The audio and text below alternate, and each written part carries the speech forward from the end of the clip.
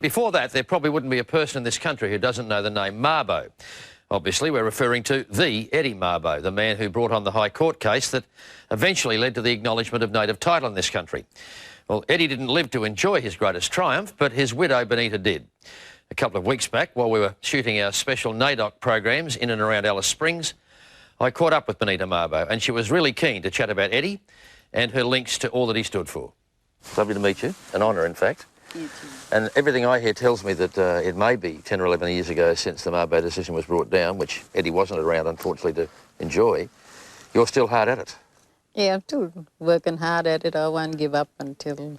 I'll never give up on fighting, even though Eddie fought for his family, his rights, you know, for his people. And I've got a different background too. I've got more or less a stolen generation as well. So that's become part of your yes. life's work as well. That's right, yeah. Tell us your stolen generation story. Well, my stolen generation is of the South Sea Islander people. My great-grandfathers they were stolen from their islands in the Tanner Islands, brought out to clean their country, you know, in North Queensland. This is something that's not terribly well known about you.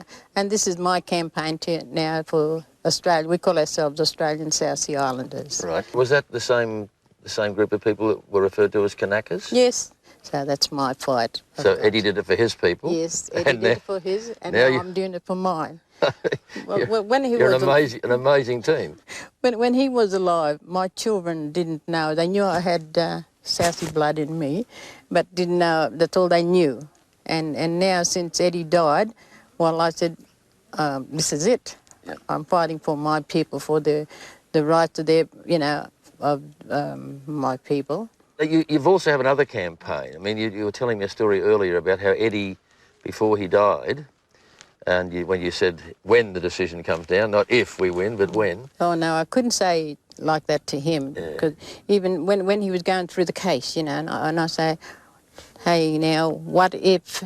What if we don't What win? if, yes. And he'd give you that look. If looks could kill, I would have been dead.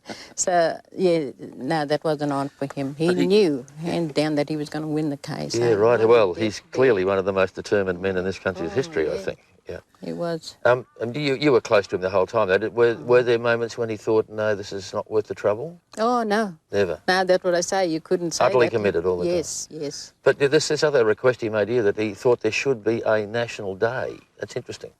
Yeah, he said, you know, he said, if when the case comes to, he said, on that day, I would like it to be a national day for all Australians.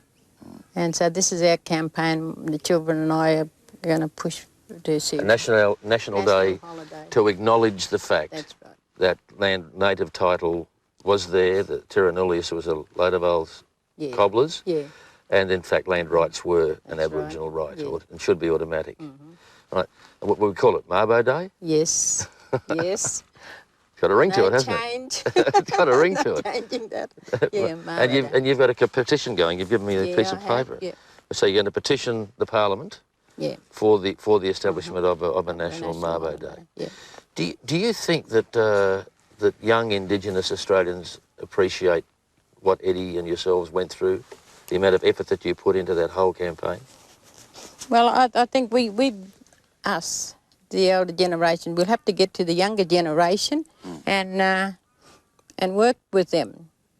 You know, we've got to talk with them and sit down and make them understand. And not just the Indigenous young generation. The non-Indigenous Australians, I think, are pretty clueless about it. Has anything changed, though, Bonita, in the 10 years since it happened? Yeah, I have seen some changes, especially with the land claims. And people are going back to country, which is good. And like, I'm a traditional owner of Palm Island. And I can proudly say now that I am a traditional owner of Palm Island. So it was, you don't feel that all that effort that you and Eddie put in was for nothing. You do actually feel as though the achievement is there to be seen. Yeah. Tell me about people going back to country. That's fascinating. That's happened since then, eh? Yeah, it only happened since then, and everybody knows all of these different tribes now, you know. And like I can say, well, I'm a Munbra tribe and I'm proud of it. And, you know, before we couldn't say that sort of thing. No, you're just seen as one group, one mob, that was it. But now we know that there are lots of mobs. So what's an acceptable way for us to look at the land from your point of view? That we're borrowing it?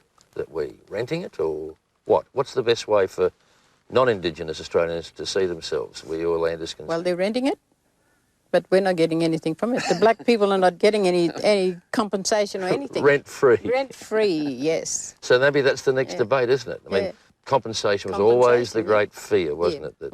That you guys are going to just make large demands of money. Yeah. But I think once you come and sit at a table, you need a round table talk.